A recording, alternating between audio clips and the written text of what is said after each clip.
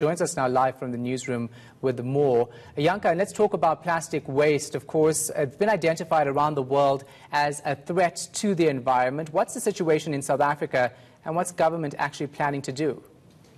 Well, what the government is saying, and specifically the Department of Environmental Affairs, is that there's been a global response to the fact that plastic waste does threaten the environment. Not only does it end up in the oceans, but it's also polluting different communities and rivers and even affecting land animals at this stage. So they're saying that it's time that South Africa also takes a step towards reducing plastic waste or managing it in a certain way so it doesn't negatively affect the environment. So they're now in talks to ban certain single-use plastic products.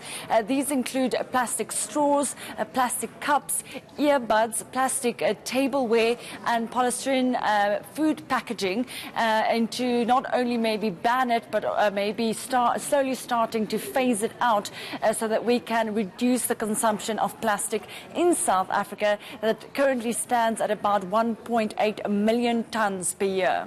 Now, all of that, of course, is going to be a complex process. How long is it going to take?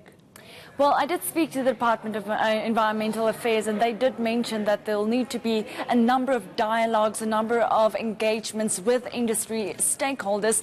But it seems like maybe within the next year, we might see some action when it comes to this banning or phasing out. But I did speak to Mark Gordon from the department who had this to say. There's a lot of discussions that have to happen with the industry in terms of jobs.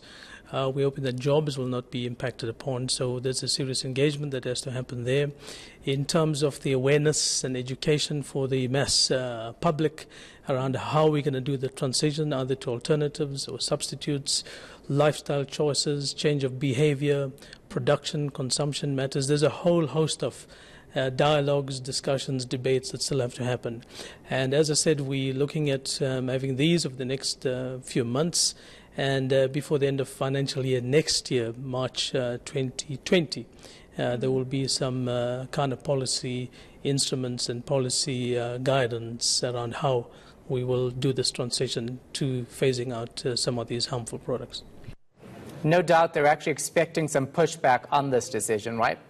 Yes, and the key question is definitely around the alternatives, and not only whether they are available, but also the costs of these alternatives, and some even raising concerns about whether the alternatives won't be even worse for the environment.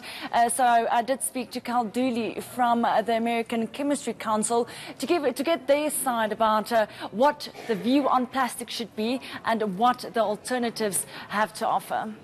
I think, anyone that does an evaluation of the environmental benefits of plastics compared to their alternatives will acknowledge that they are the preferred material, that they provide the most environmental benefits. So we don't want to eliminate their use, but we all have to recognize that we all have an obligation to eliminate plastic waste getting into the environment. And how do we do that most effectively? We do it by enhancing our waste management systems.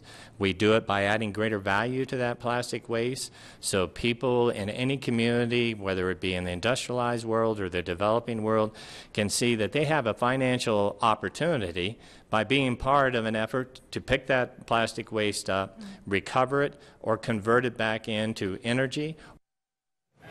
All right, our reporter Janke Tolmay is following that story for us. Appreciate it.